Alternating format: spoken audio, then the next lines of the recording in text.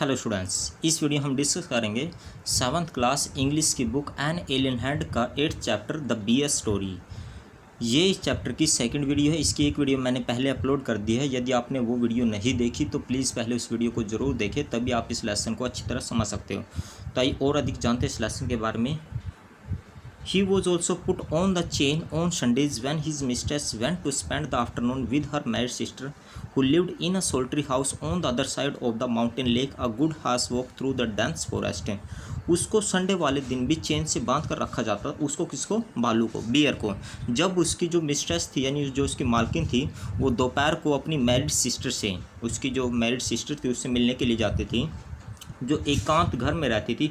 On the other side of the mountain lake की दूसरी side. A good हास walk through the dense forest, यानी 1 घंटा लग जाता था उसको घने जंगल से गुजरते हुए। It was not supposed to be good for him to wander about in the forest with all its temptations. It was better to be on the safe side. और ये अच्छा नहीं था कि वो उसको लेकर जाए उसकी टेम्पटेशंस के साथ। इससे अच्छा ये था कि वो वहाँ पर दूसरी तरफ यानी जहाँ पर वो था उसको वहीं पर रखा जाए, वो बेटर रहे, वो सेफ रहे। यानी मतलब यानी वो उसको भालू को अपने साथ नहीं लेकर जाती थी, क्योंकि जो भालू था उसके अंदर काफ़ी टेम्पटेशंस थी। वो किसी और चीज़ के पीछे ऐसे ही भाग जाता था, ठीक है, यानी किसी भी फल को वो प्राप्त करने के लिए उसकी तरफ दौड़ने लगता था, इसलिए वो उसको घर पर ही रखती थी।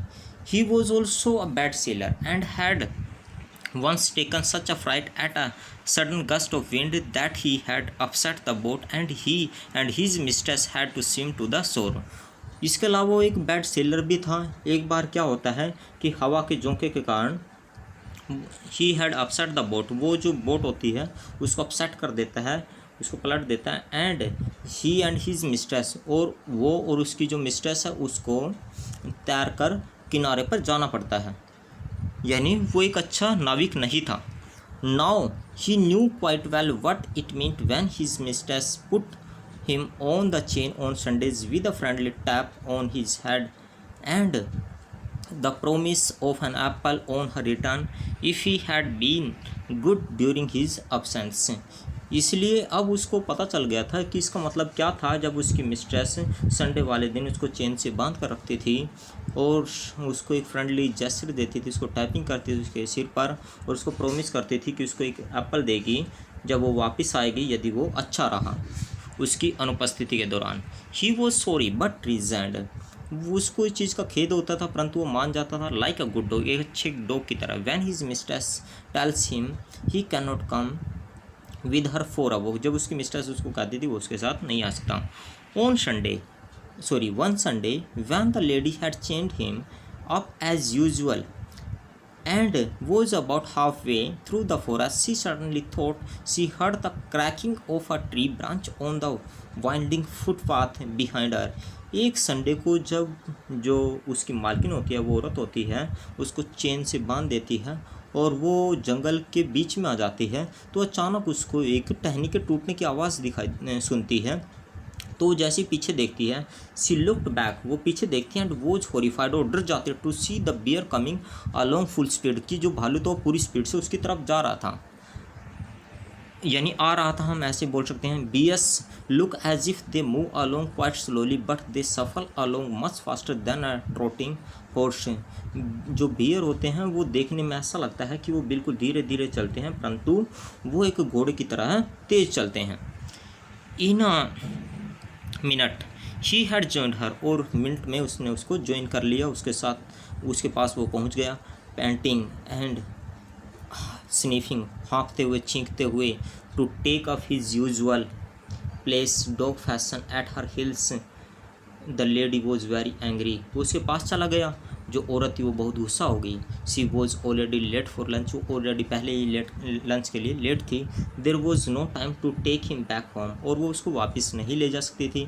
She did not want him to come with her, वो ये भी नहीं चाहती थी कि वो उसके साथ आए। And besides it was very naughty of him to have disobeyed her, और इसके अलावा ये बहुत शरारती था, यानी उसने नोटी वर्क किया था, उसने उसकी बात को नहीं माना था, उसने उसको डिसओबे किया था, कुत्ते ने, सॉरी भालू ने।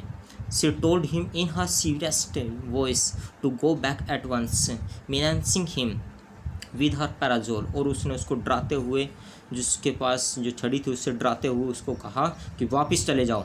He stopped a moment and looked at her with his cunning eyes, but did not want to go back and kept on sniffing at her।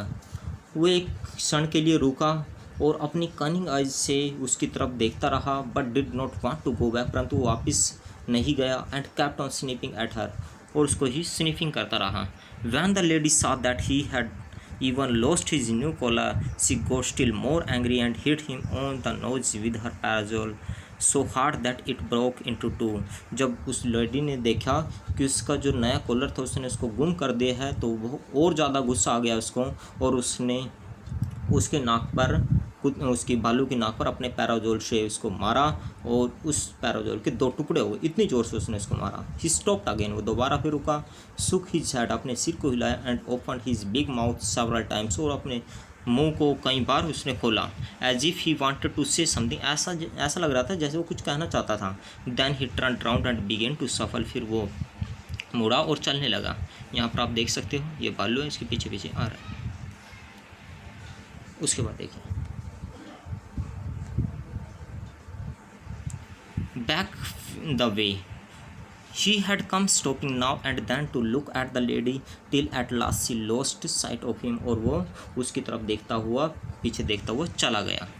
When the lady came home in the evening, the bear was sitting in his usual place outside his kennel, looking very sorry for himself।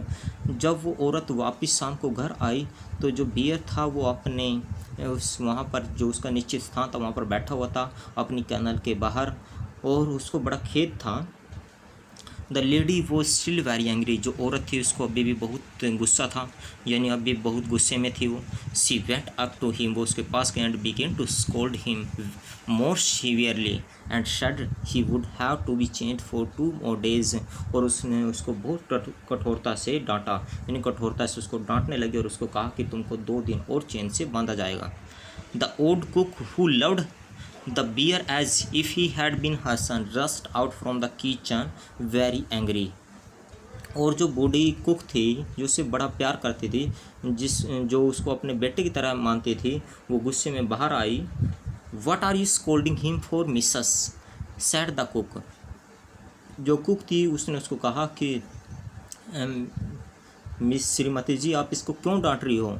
He has been as good as gold the whole day, bless him. उसने कहा कि ये तो सारा दिन बहुत अच्छा बना रहा, यानी इसने आपकी आज्ञा का पालन किया। He has been sitting here quite still on his haunches as meek as an angel looking the whole time towards the gate for you to come back. उसने उसको कहा कि ये तो सारा दिन यहीं पर बैठा रहा और देखता रहा एक एंजल की तरह, एक फरिश्ते की तरह गेट की तरफ कि कब मेरी मालकिन वापस आएगी, यानी ये आपकी वेट कर रहा था और तुम इसको डांट रही हो। तो स्टूडेंट्स ये लेसन आपका कंप्लीट हो गया।